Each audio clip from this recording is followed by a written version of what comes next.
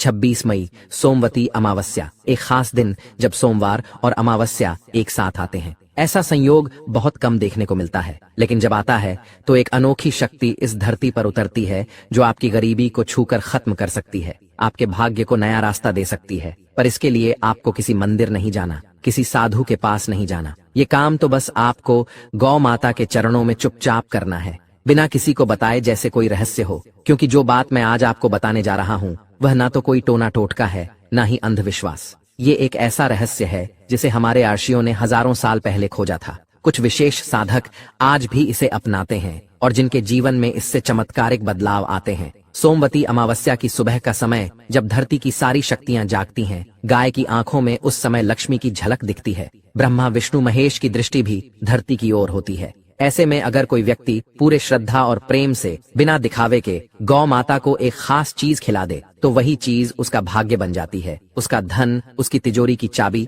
जब आसमान हल्का गुलाबी होने लगे, सूरज उगने से ठीक पहले, आप उठिए, स्नान कीजिए, स्वच्छ वस्त्र पहनिए, फिर मन ही मन ईश्वर से कहिए, हे प्रभु, जो मैं करने जा रहा हूँ वह मेरे अहंकार को तोड़ने और सेवा भाव जगाने के लिए है। अब लीजिए एक मुट्ठी भीगा हुआ देसी चना, वही चना जिसे हम बचपन में खाते थे, जो गायों को बेहद प्रिय होता है। यह ऊर्जा से भरपूर होता है, लेकिन सोमवती अमावस्या की सुबह जब आप इसे गौ माता को खिलाते हैं तो ये एक माध्यम बन जाता है ब्रह्मांड से जुड़ने का। अब आप सोच रहे होंगे, सिर्फ चना, और वो भी एक मुट्ठी? हाँ, क्योंकि यहाँ चीज की मात्रा नहीं, भावना की गहराई मायने रखती है। जब आप श्रद्धा से भीगा हुआ चना हाथ में लेकर गौ माता के पास जाते हैं तो आपकी ऊर्जा को वो महसूस करती है। वो जान जाती है कि आप क्या चाहते हैं, किस संघर्ष में हैं, और जैसे ही आप बिना बोले चुपचाप वो चना खिला देते हैं, उसी पल एक अदृश्य ताला खुल जाता है। बहुत लोग कहते हैं कि हमने सब किया, पूजा व्रत, लेकिन धन नहीं आया। क्यों? क्योंकि उन्होंने सेवा नहीं की, उन्होंने प्रार्थना की, पर समर्पण नहीं किया। और यही एक मुट्ठी चना सेवा और समर्पण का प्रतीक बनकर आपके भाग्य का बीज बन जाता है। एक गांव की बात बताता हूँ। एक औरत थी, नाम था रुक्मणी। घर में इतनी गरीबी थी कि पेट भर खाना मिलना भी मुश्किल था। लेकिन एक दिन उसने किसी से सुना कि सोमवती अमावस्या की सुबह अगर गाय को एक मुट्ठी भीगा हुआ चना खिला दिया जाए तो दरिद्रता दूर हो सकती है। उसने बिना किसी को बताए चना भिगो कर रखा। सुबह जल्दी उठी, किसी को कुछ नहीं बताया, और गांव के बाहर खड़ी एक बूढ़ी गाय को वह चना खिला आई। उस दिन के एक हफ्ते के अंदर उसके पति को नौकरी मिल गई। फिर 1 महीना बीता और उनके खेत में ऐसी फसल हुई जैसी पहले कभी नहीं हुई थी। 6 महीने में उनका पुराना टूटा फूटा घर एक मजबूत पक्का मकान बन गया। लोग कहने लगे कि कोई चमत्कार हो गया, लेकिन रुक्मणी जानती थी कि यह उसी चुपचाप खिला दिए गए चने का असर था। ऐसा ही एक और अनुभव एक व्यापारी का था।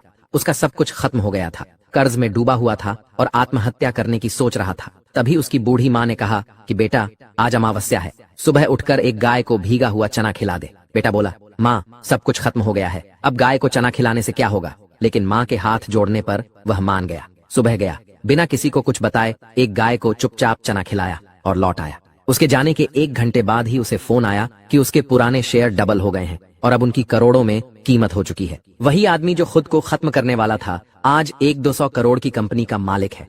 ऐसे हजारों नहीं, लाखों किस्से हैं, लेकिन इन सब में एक बात एक जैसी है, श्रद्धा, मौन और सुबह का समय। जब सुबह आप बिना कुछ बोले केवल भावना से कुछ करते हैं तो आपकी ऊर्जा बोलती है। जब आप गाय के सामने मौन होते हैं तो प्रकृति आपके लिए बोलती है। जब आप हाथ जोड़ते हैं तो ब्रह्मांड आपको देने के लिए तैयार खड़ा होता है। इसलिए इस 26 मई को, सोमवती अमावस्या की इस खास सुबह को मत छोड़िए। यह दिन बहुत सालों बाद आता है और कौन जाने अगली बार कब मिलेगा।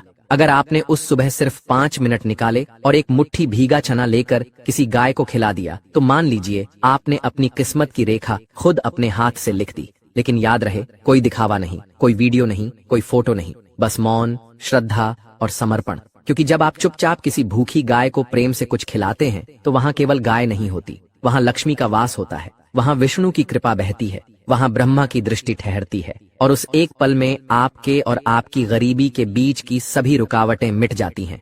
अब आप तय कीजिए कि 26 मई की सुबह आप क्या करेंगे। क्या आप फिर से अपनी नींद में खोए रहेंगे, वही रोज के कामों में उलझे रहेंगे, या फिर उस सुबह उठकर अपने भाग्य को पलटने के लिए कदम बढ़ाएंगे, उस सुबह को थाम लेंगे जो आपकी जिंदगी बदल सकती है? क्योंकि ऐसी सुबह बार बार नहीं आती। सोमवती अमावस्या, जब सोमवार और अमावस्या एक साथ आते हैं तो आकाश से एक अनदेखी ज्योति धरती पर उतरती है। वह किसी ऐसे इंसान को खोजती है जो तैयार हो, जिसके भीतर श्रद्धा हो, जो केवल एक छोटा सा पुण्य कर सके। बस एक मुट्ठी भीगा चना, चुपचाप एक गाय को खिला दे। उस पल ना कोई मंत्र चाहिए, न पूजा, न व्रत, बस दिल से निकली एक सच्ची भावना, बस गौ माता के चरणों में समर्पित एक छोटा सा अंश। और फिर देखिए कैसे आपके जीवन में बदलाव आने लगता है। आपके घर की लक्ष्मी जो अब तक टिकती नहीं थी, वह ठहरने लगेगी। जो काम बार बार अटकते थे, वह पूरे होने लगेंगे। आपकी सेहत जो कमजोर होती जा रही थी, उसमें भी धीरे धीरे सुधार आने लगेगा। और सबसे बड़ी बात, आपके मन का डर, चिंता और हार का अंधेरा भी दूर होने लगेगा।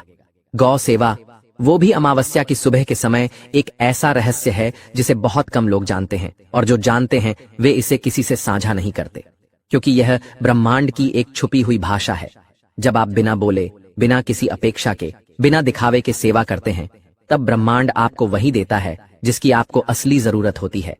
चाहे वह धन हो, सम्मान हो, नौकरी हो, घर हो, व्यापार हो, संतान हो या फिर शांति।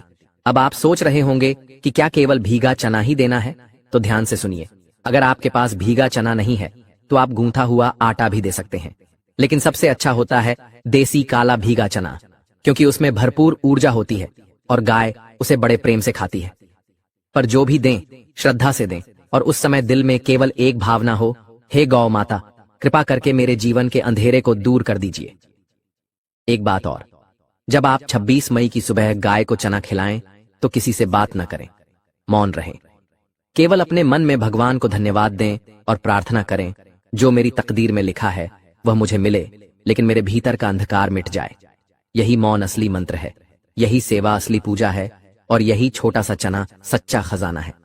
अब सोचिए, आप हर दिन सोचते हैं कि काश कोई रास्ता मिल जाए जिससे किस्मत बदल जाए। ये रहा वो रास्ता, और वो भी एकदम साफ साफ आपके सामने। बस आपको उसे अपनाना है। ना कोई खर्चा, ना कोई यज्ञ, ना कोई पंडित, बस आप, आपकी श्रद्धा और गौ माता। अब फैसला आपको करना है। 26 मई को आप क्या करेंगे? क्या आप उस सुबह को एक आम सोमवार मानकर गमवा देंगे, या फिर उसे अपने जीवन की सबसे खास सुबह मानकर उसका पूरा लाभ उठाएंगे?